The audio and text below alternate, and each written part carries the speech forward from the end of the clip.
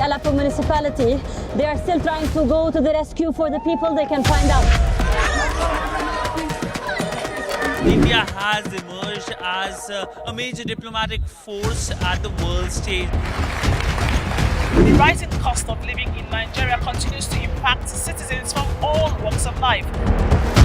The citizens of Gujarat witnessed a mega roadshow here in the city of Ahmedabad. China is South Africa's largest trading partner for 134 years straight. A domestic aircraft carrying 72 people on board crashed in Pokhara city in central Nepal. 165 injuries have been moved, 61 people are confirmed dead, and rescue operations continue around me. After receiving an entire season's rainfall in a span of 48 hours, Chennai city has literally been brought to its knees. South Africa, for WION, World is One.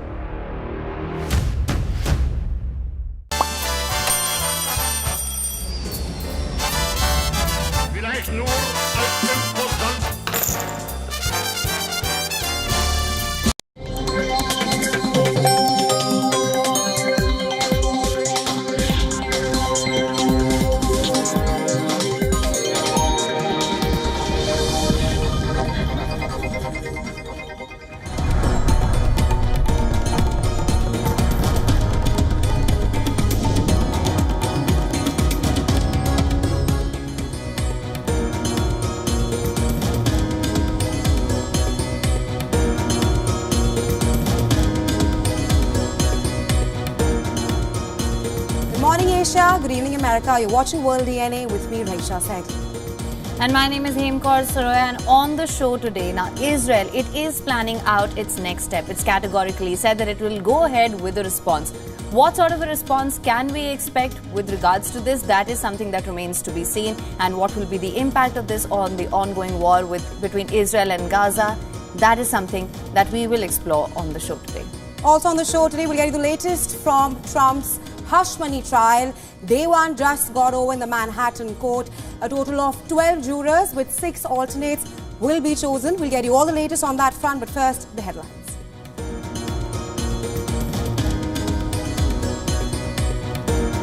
IDF chief says Israel will respond to Iran missile attack. The top general gives clearest confirmation yet that the country will hit back, but it is unclear what form of response will come from Israel.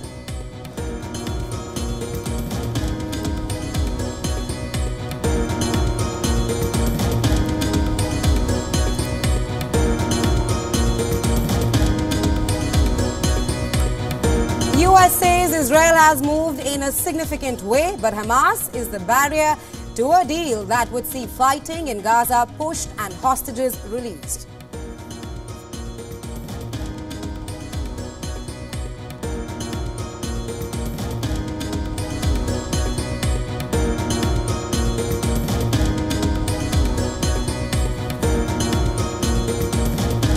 Pro-Palestinian activists protesting the war in Gaza shut down the Golden Gate Bridge in San Francisco. Traffic on the 6-lane suspension bridge came to a standstill as several protesters chained themselves to parked vehicles.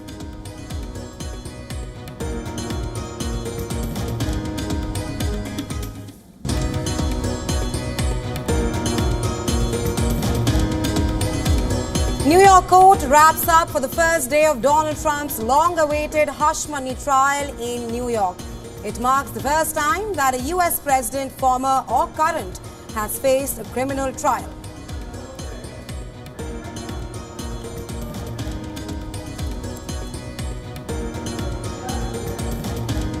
A knife attack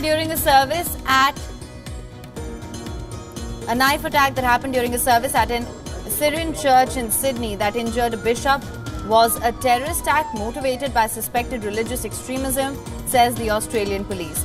At least 4 people were wounded in the attack.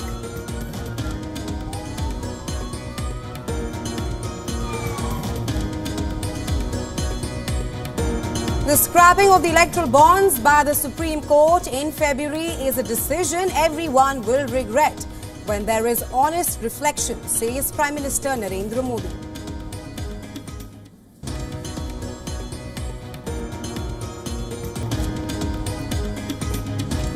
All right, Resha, starting, of course, with what is happening in West Asia. Israel's war cabinet, it has decided to hit back forcefully against Iran for its missile and drone attack on Saturday night. Right, Netanyahu summoned his war cabinet for the second time in less than 24 hours. Now, Israel's military chief had said that his country will respond to Iran's weekend attack, but he did not elaborate on when and how. We are closely assessing the situation. We remain at our highest level of readiness. Iran will face the consequences for its actions. We will choose our response accordingly. The IDF remains ready to counter any threat from Iran and its terror proxies as we continue our mission to defend the State of Israel. The Israeli military released more footage claiming to show the damage which one of its air bases suffered in Iran's largely thwarted weekend aerial attack. Israeli officials have said that the repairs at the base are ongoing and that the site remains operational. Now, Israel remained on a high alert, but authorities and officials lifted some emergency measures that had included a ban on some school activities and limits on large gatherings. The White House has also said that Iran did not provide warnings to the United States last week about its time frame for launching an attack on Israel or its potential targets. I've seen reporting that the Iranians meant to fail, that this spectacular and embarrassing failure was all by design. I've also seen Iran say that they provided early warning to help Israel prepare its defenses and limit any potential damage. All of this is categorically false. To coin a phrase from the president, or still a phrase from the president, it's malarkey.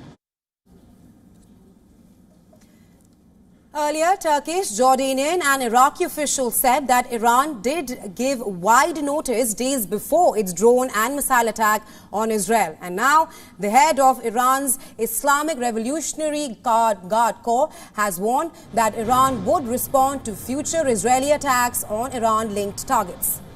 Meanwhile, the United Nations nuclear watchdog chief said that he is concerned about possible Israeli targeting of Iranian nuclear facilities. Are you concerned that some of the targets might be nuclear facilities in Iran, especially that IAEA inspectors are on the ground? If you still and if you can confirm that, actually. Well, of course, we are always concerned about this possibility. What I can tell you is that our inspectors in Iran were informed by the Iranian government that on the yesterday, all the nuclear facilities that we are inspecting every day would remain closed on security considerations. They would be reopened today for the continued inspections. Now, the IAEA regularly inspects Iran's main nuclear facilities like its enrichment plants at Natanz that are at the heart of the country's nuclear program.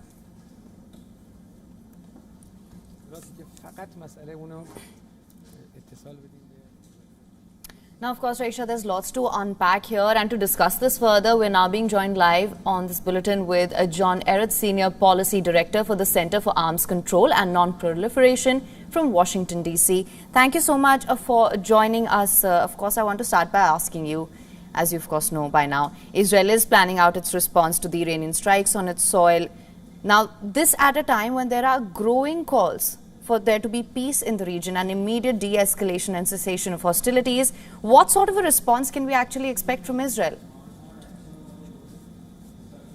I think Israel is probably considering a range of responses, likely attacks on Iranian military facilities or possibly Iranian proxies such as Hezbollah. But it's really going to be up to the Israeli government to decide what is the appropriate response, or if any response is needed at this point. Given the spectacular failure of the Iranian attacks on Israel, there's a case to be made that Israel should just declare that it has won and stop the cycle of escalation right here. Right, the United States made it clear that the fact that the Iranian attack was largely thwarted was a response enough. So do you think an Israeli response now could perhaps jeopardize support from allies for Israel? It, of course, would depend on the nature of the Israeli response. The responses that caused civilian casualties that would seem disproportional, that would certainly jeopardize Allied support for Israel. A small-scale strike on a military facility likely would not have that same kind of impact. Right, sir. Now, that being said, and of course we've touched on this, but just for more clarity here, many analysts expected that this really could be the time that Israel pivots from its current strategy, and that is to hit back and come out with a strong response. But at a time when Iran has categorically said that their response, if there is any retaliation from the United States or Israel, there would be a more severe response. So does this threaten a wider regional conflict? If we get into a cycle where each side tries to respond more severely, stronger than the other, then that is a cycle of escalation, and that would, of course, threaten a wider conflict. The opportunity, of course, is there for one side or the other to cut off this cycle and to go back to a more peaceful way of getting along. But it's not clear that that is going to happen. Right, Ms. Eric, we'll wait and have to see the response from Israel's side or by the attack on Iran. But thank you so much for taking our time and joining us here on WION. You're very welcome. While Israeli leaders have hinted at retaliation, the government is under heavy international pressure not to further escalate the conflict. And this is exactly what we were discussing right now as well. The Biden administration has been the most vocal in asking Prime Minister Benjamin Netanyahu to exercise restraint at this point. Right. Pentagon Press Secretary Major General Pat Ryder said that the U.S. does not seek an escalation with Iran. This is after the U.S. supported Israel in shooting down dozens of missiles and drones launched by Iran on Saturday. Certainly, when it comes to any type of Israeli response, and again, I'm not going to speak for the Israelis, that is a decision for them to make in terms of what they do, if they do it, and how they do it. But again, from a U.S. standpoint, we continue to make very clear that we don't seek a wider regional war, and we'll continue to work towards that result. Now, Ryder also noted that the Secretary of Defense, Lloyd Austin, spoke to his Israeli counterpart 3 times over the course of the weekend. Iraqi Prime Minister Mohammed Shia al-Sudani called for restraint in West Asia. Sudani led a delegation that met officials across Washington, including Biden and Defense Secretary Lloyd Austin. On the other hand, British Prime Minister Rishi Sunak said that all sides must show restraint to avoid a rising spiral of violence in West Asia. While French President Emmanuel Macron said that Paris will try to convince Israel that they must not respond by escalating. Chinese Foreign Minister Wang Yi and his Iranian counterpart Hossein Amir Abdullahian held phone talks regarding the tensions between Israel and Iran as well. Amir Abdullahian said Iran is willing to exercise restraint and has no intention of further escalating the situation. Meanwhile, Wang said that China is willing to stay in communication with Iran and jointly promote a comprehensive, just and lasting settlement of Palestine. The United States is pursuing a deal that would allow for a ceasefire lasting at least 6 weeks and allow more aid into Gaza. State Department spokesperson Matthew Miller said that Israel has moved in a significant way, but Hamas is the barrier to a deal that would see fighting in Gaza paused and hostages released. Hamas needs to take that deal, and they need to explain to the world and to the Palestinian people why they aren't taking it, because it is Hamas right now that is the barrier and the obstacle to a ceasefire in Gaza.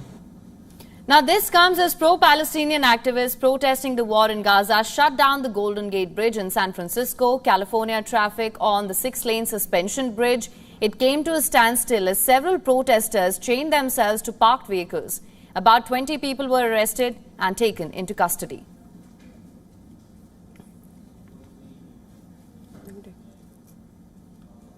And for more on this, our correspondent Susan Tehrani sent us this report from New York. Take a look. President Biden welcomed Iraqi Prime Minister al-Sudani to the White House, acknowledging the sensitive timing of this visit amidst recent events in the Middle East. President Biden said that he wants to prevent the Middle East conflict from spreading, but also vowed to defend Israel after Iran launched an unprecedented aerial attack on the key U.S. ally. The meeting took place as the world watches to see how Israel will respond to that Iranian attack. The timing and nature of the response will depend on various factors, including political pressure from the Israeli public and the U.S. government's stance. Biden's critics argue that Israel should respond in a way that reestablishes deterrence by punishment rather than just denying Iranians the ability to harm civilians, as the Biden administration seems to be advocating for, at least until now. What seems to be clear is that discussions regarding the complexities and challenges of dealing with Iran's behavior and the need for a robust response to deter further aggression has only just begun. Susan Tehrani reporting from New York for WION World is One. Now, over the weekend, UK, Jordan and others intercepted and shot down dozens of Iranian drones heading to Israel. Israeli Prime Minister Benjamin Netanyahu on Monday then summoned his war cabinet for the second time in less than 24 hours to weigh a response to Iran's weekend attack. Iranians are anxious as Tel Aviv weighs strike response, and unlike Israel and its allies, Tehran does not boast of a formidable air force. Here's all you need to know about this. The last time Iran bought new fighters was in the early 1990s, and that was when it acquired a fleet from Moscow. Still, to this day, the bulk of Air Force consists of jets Tehran ordered before the 1979 revolution, when the last Shah of Iran bought large numbers of American aircraft. The Iranian Air Force also flies Chinese aircraft. In 1991, a significant number of the Iraqi Air Force flew to Iran to evade destruction during that year's Persian Gulf War. Tehran then confiscated all of those aircraft. Since the Iran-Iraq war ended in 1988, Tehran is operated under international arms embargoes and other restrictions as well. Furthermore, economic woes have also hobbled its ability to modernize its armed forces. Defense experts say Iran's fighter jet fleet is one of the oldest in the world. Let's also take a look at the Iranian fleet here. First, we have the McDonnell Douglas F-4 Phantom II. The single most numerous warplane in the Iranian arsenal is one that was most heavily combat tested by militaries of two of the Islamic Republic's current rivals, Israel as well as the United States. We're talking about the F-4 Phantom II. Next, another warbird the Iranian Air Force acquired from the United States of America was the F-14 Tomcat, and as per the Simple Flying Portal, the venerable old Tomcat, just like the Phantom, is past her prime, having debuted in 1970. But the F-5E Freedom Fighter, also known as the Tiger II, a relatively low-cost, low-maintenance fighter designed for export to America's allies, the Tiger II was similar to today's F-16 fighter Falcon. The plane is obsolete by today's standards. Iran's Air Force also relies on the Dassault F-1 Mirage. While the aircraft is long faded from the Iraqi Air Force, Iran still reportedly retains a handful of them. The Soviet-designed MiG-29, comparatively speaking, the Fulcrum is Iran's newest vintage combat aircraft, having made her maiden flight in October 1977. The jet was officially introduced in August 1983. Next, that's another Soviet design that we're talking about here. We're talking about the Sukhoi Su-24. It's called the Fencer. Tehran continues to bank on the variable geometry, all-weather supersonic bomber. Last but not the least, we're talking about the Chengdu fish can. It is a Chinese copy of the Soviet MiG-21 fish bed, hence the similar NATO reporting name of the fish can. So that's where things stand as far as Iran's arsenal is concerned. Over to you, Reisha. Thanks, Eamon, for that very concise report on Israel's and Iran's fighter jets. Moving on to other global stories, we're also tracking on World DNA at the moment. German Chancellor Olaf Scholz arrived in Beijing late on Monday, where he continued a three-day visit to China. He was greeted by Chinese Vice Foreign Minister Deng Li at the airport. Scholz, who was travelling with several German CEOs, is set to meet Chinese President Xi Jinping and Premier Li Qiang. The Chancellor yesterday visited German auto supplier Bosch's hydrogen fuel cell plant in Chongqing, putting in the spotlight on an area of rising tensions. Now, last October saw the launch of a European Union probe designed to determine whether Chinese-made electric vehicles benefited unfairly from state subsidies. Germany's car industry fears that these probes could lead to a trade war that could damage their prospects in the world's biggest car market. Watched out for signs of how much Germany backs the EU probe and is willing to go against the wishes of key national industry. Earlier on Monday, Scholz was in Shanghai, where he visited a German plastics company working on green and sustainable technologies as well. Analysts say China will be mindful that an escalation in trade conflict with Europe could push capitals like Berlin and Paris closer to Washington. Now, Beijing has economic advantage, particularly in green technologies, but the risks of weaponizing that are high at the moment. Putin is responsible. What has happened in Navalny.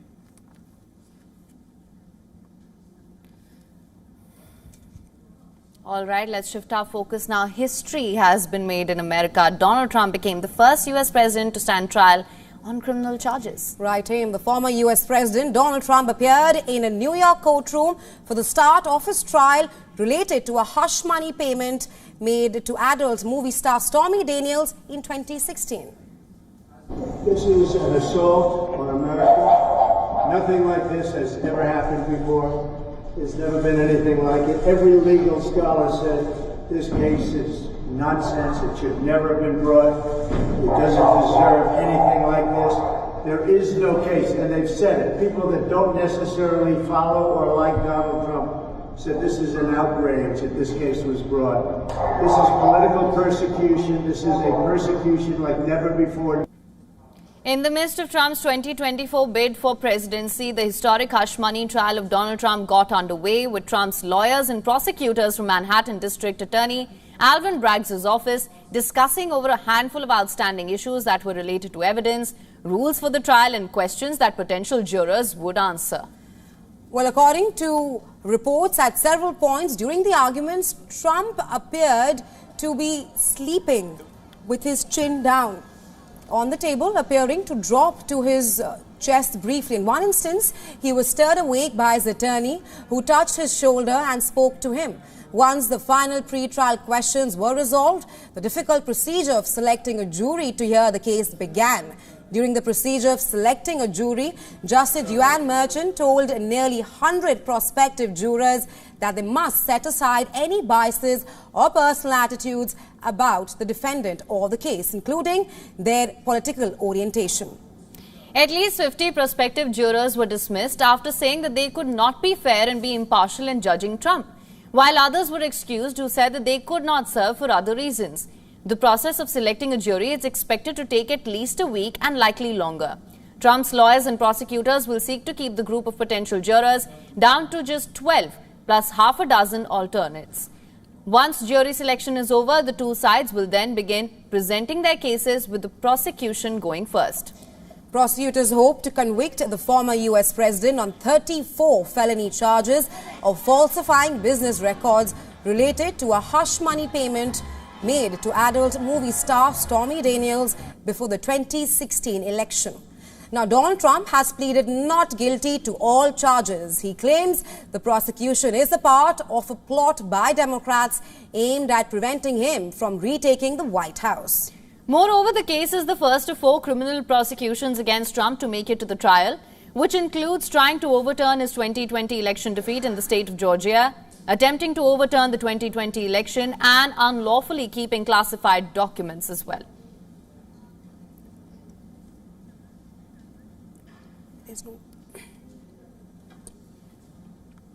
Well, the knife attack in a church in Sydney has been termed as a terrorist attack motivated by religious extremism. Right, absolutely. And the incident, it resulted in 4 deaths and injured several others as well. It has sent shockwaves across Australia as well. A live stream recorded the gruesome attack, and the visuals show a man that was dressed in black approaching a bishop on the dais.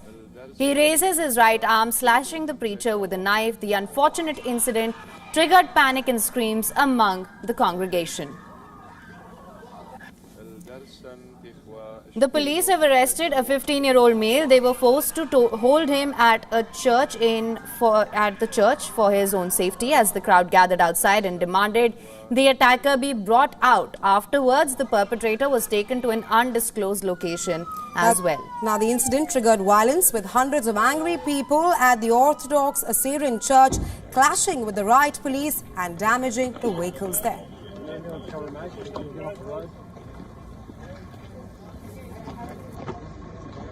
Again, there's an ambulance coming, right? Could be turning this side.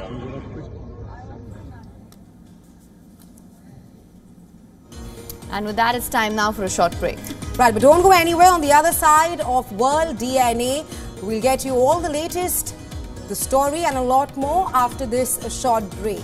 Don't go anywhere. World DNA will be right back.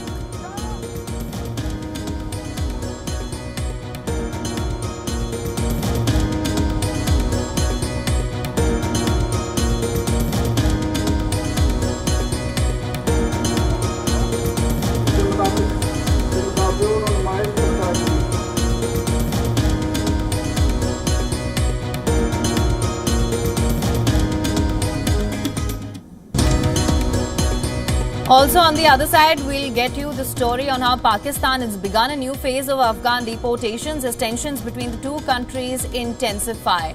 All details on the other side. Do stay tuned.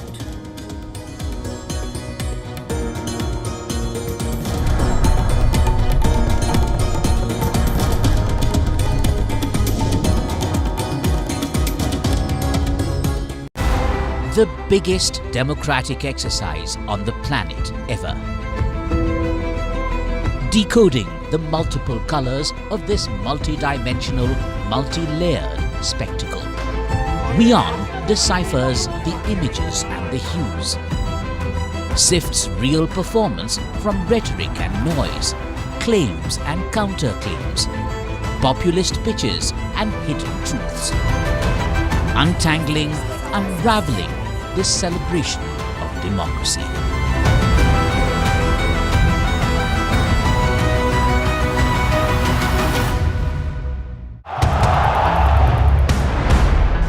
Everyone loves a contest.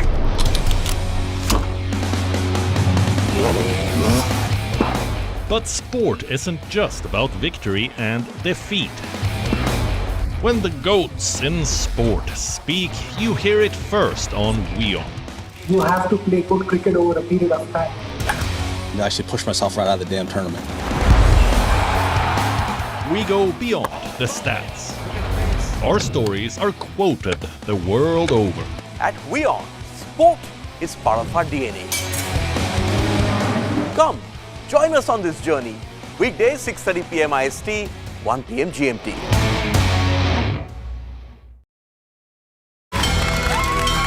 From the bustling trading floors of Wall Street to the vibrant exchanges of Asian stock markets, WION breaks it down for you to make sense of what's happening. As we reveal the key factors behind events, strategic battles, and the game-changing business decisions that shape the world. We bring you all of this and more on World Business Watch.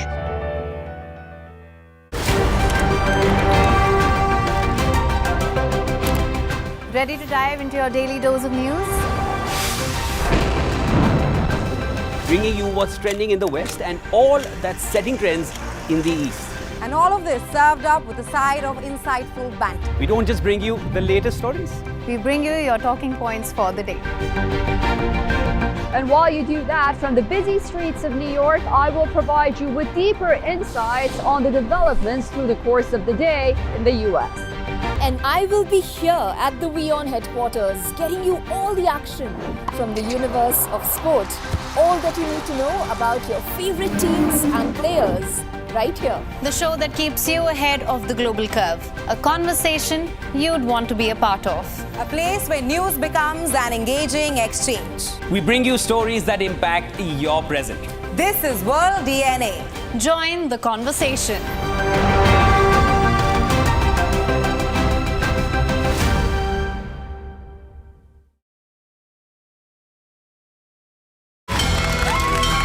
From the bustling trading floors of Wall Street to the vibrant exchanges of Asian stock markets, WION breaks it down for you to make sense of what's happening.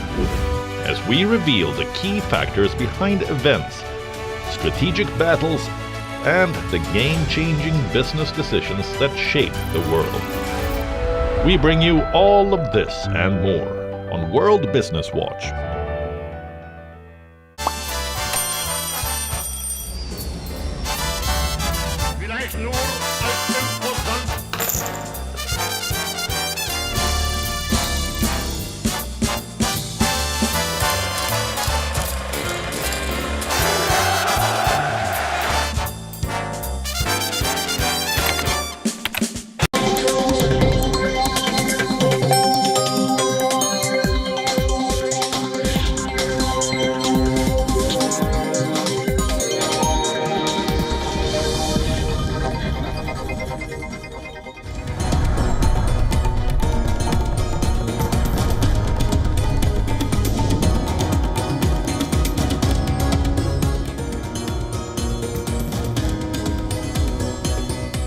Welcome back. You're watching World DNA with me and Haim. A look first at the headlines.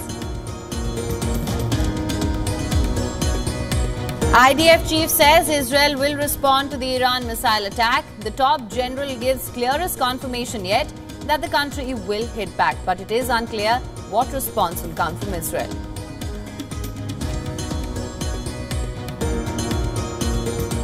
US says Israel has moved in a significant way, but Hamas is the barrier to a deal that would see fighting in Gaza paused and hostages released.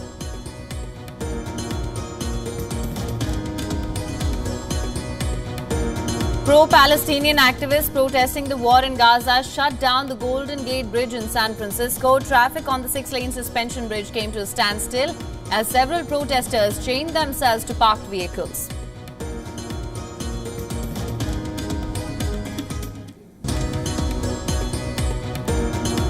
New York court wraps up for the first day of Donald Trump's long-awaited hush money trial in New York. It marks the first time that a US president, former or current, has faced a criminal trial.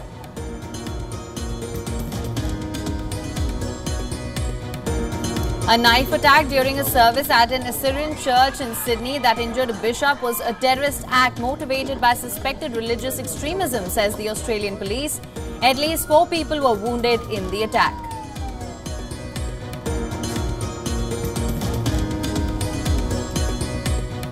The scrapping of the electoral bonds by the Supreme Court in February is a decision everyone will regret when there is honest reflection, says Prime Minister Narendra Modi.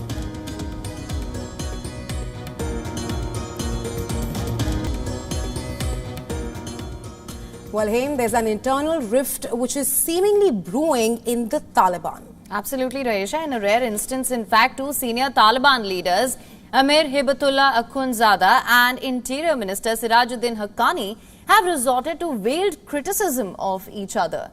Right. Now, the influential Taliban Interior Minister last week, Haqqani, reportedly lashed out at his leadership for monopolizing power. Although he did not name anyone, his words seem to be directed at Taliban's supreme leader.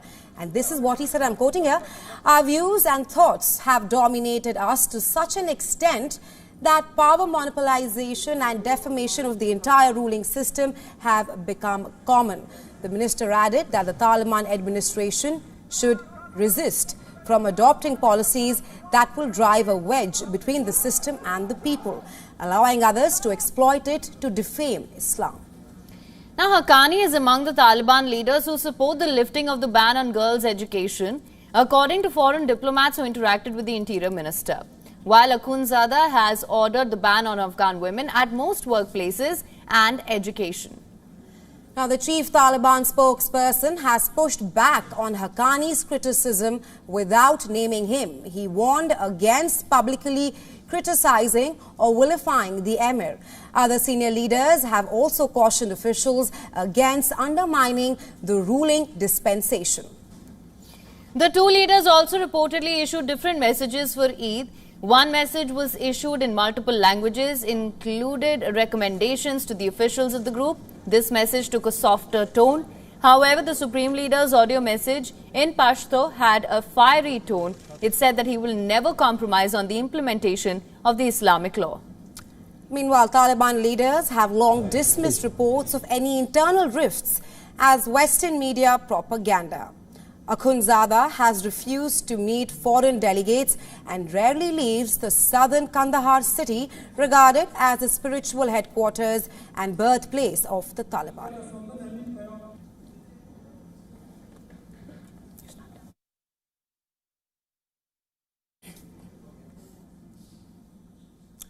Now, Pakistan has begun a new phase of Afghan deportations as tensions between the two countries intensify. And this follows a recent wave of more than 500,000 returns. And the deportations have piled more pressure on the Taliban government as well as on aid agencies which are struggling to meet the spiraling humanitarian needs of the people here. Among those facing deportation are many girls and women who would now be unable to study beyond the 6th grade in Afghanistan. In September 2021, the Taliban government had prohibited girls older than 11 or beyond 6th grade from pursuing higher studies in the country. Now, this comes 6 months after Pakistan said that it would deport whom they call all illegal foreigners. The first phase resulted in the return of more than 500,000 Afghans.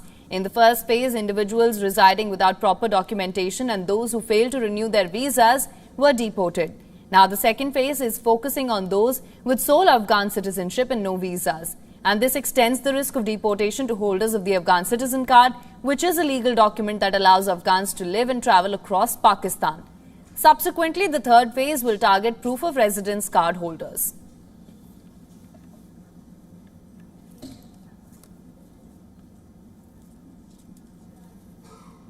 India 2024 elections are just few days away. Preparations are in full swing. Right. Indian Prime Minister Narendra Modi has given an hour-long TV interview where he laid emphasis on 2047 vision of Vikasit Bharat. Take a look. तो मेरे मन में 2047 ये भारत की आज़ादी के 100 साल और देश में एक प्रेरणा जगनी चाहिए और आज़ादी के 100 साल अपने आप एक बहुत इंस्पिरेशन है। वन नेशन वन इलेक्शन हमारा एक कमिटमेंट है। हमने पार्लियामेंट में भी बोला हुआ है, हमने कमेटी भी बनाई थी, कमेटी का रिपोर्ट भी आया है। तो वन नेशन वन इलेक्शन के संबंध में देश में बहुत लोग ऑन बोर्ड आए हैं, सभी दलों ने, बहुत लोगों ने इसमें जो कमेटी को अपना सुझाव दिए हैं, बहुत ही पॉजिटिव सुझाव आए हैं और बड़े इनोवेटिव सुझाव आए हैं और देश का बहुत बड़ा लाभ होगा अगर हम इस रिपोर्ट को लागू करवा पाते हैं। तो जब मैं कहता हूँ कि मेरे मन में बहुत बड़े बड़े प्लान है और उसके लिए बहुत बड़े बड़े फैसले हैं, किसी को डरने की ज़रूरत नहीं है। मेरे निर्णय किसी को डराने के लिए नहीं है, किसी को दबाने के लिए भी नहीं है। मेरे निर्णय देश के सर्वांगीण विकास के लिए है।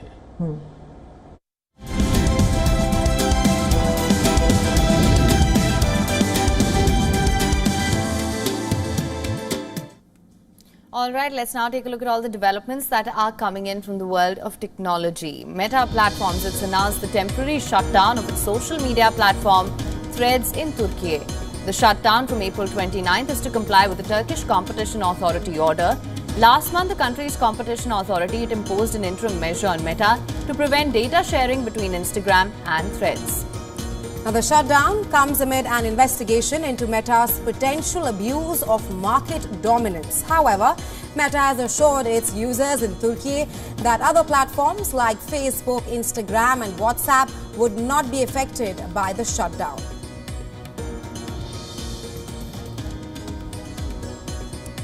Brand Shield, a cybersecurity firm, has taken down more than 250 websites. According to the company, these websites were selling fake versions of popular weight loss and diabetes drugs.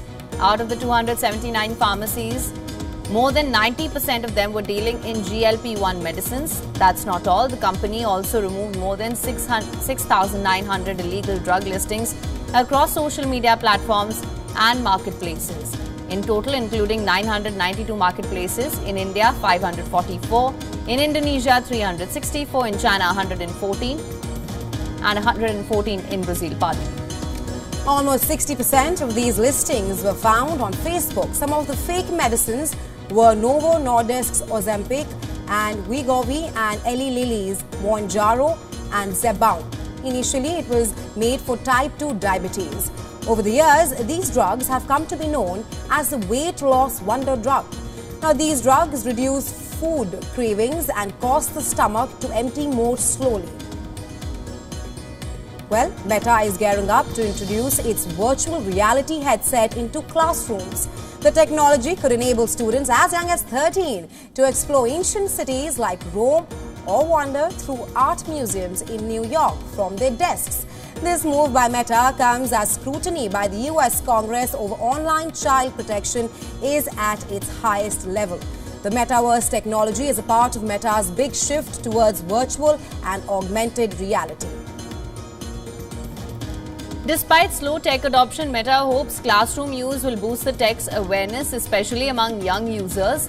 The educational product, which is yet to be named, will let teachers control multiple headsets and access educational apps on Meta's Quest devices. While the tech giant has not revealed pricing details yet, Meta aims to have headsets in classrooms by September this year.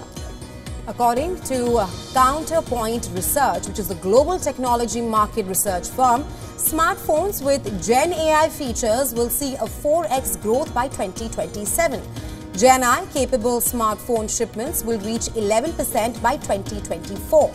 It is expected to see a 43% growth by 2027, and that is more than 550 million units by 2027. Currently, AI is available only on Android phones. This report suggests that once Apple enters the segment, artificial intelligence technology will become a must-have feature in all mid to premium smartphone models.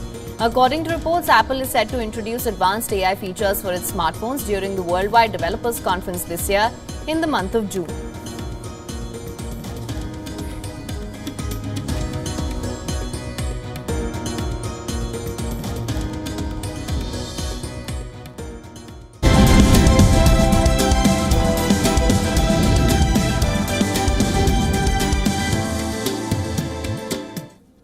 On the world of business now, Haim, data from December 2023 shows a major increase in copper scrap imports by China from Russia, exceeding 6,400 tons. Right. Historically, Russia hasn't been a major exporter of copper scrap.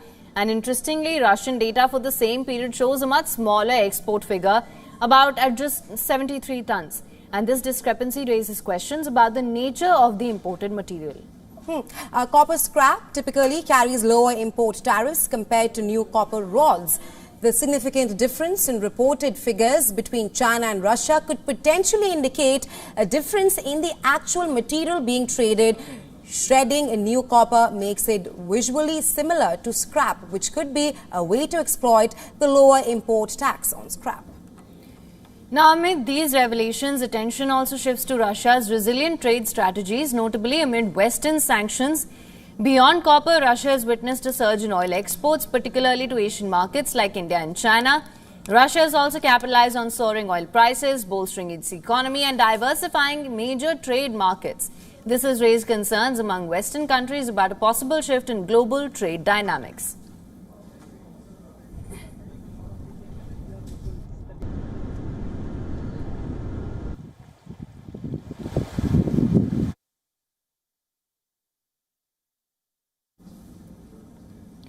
Now, artificial intelligence is disrupting most businesses as we know it and will continue to do so for many more years to come.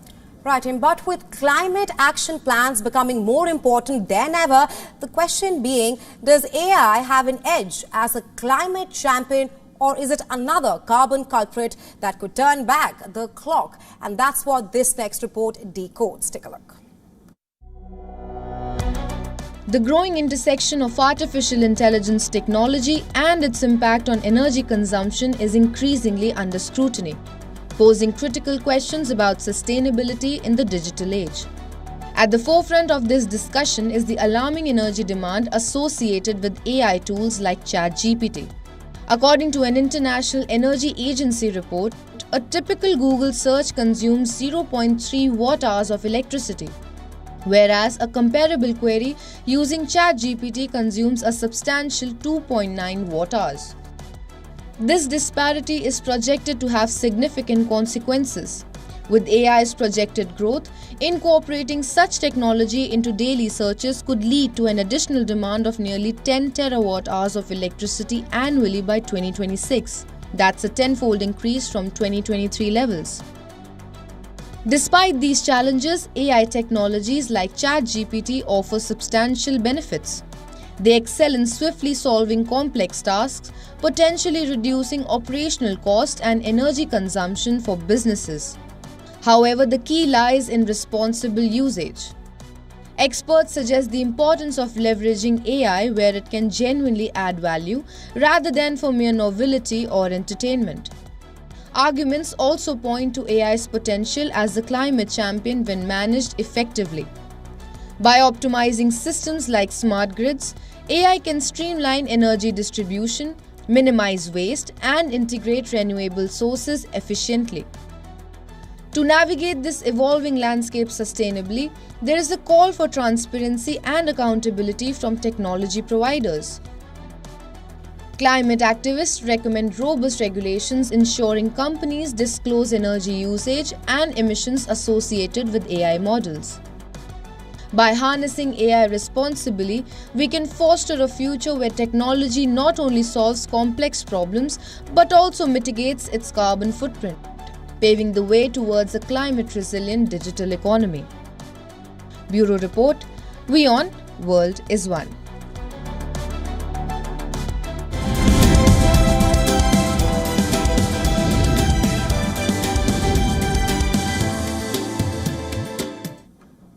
Let's now look at what's making news.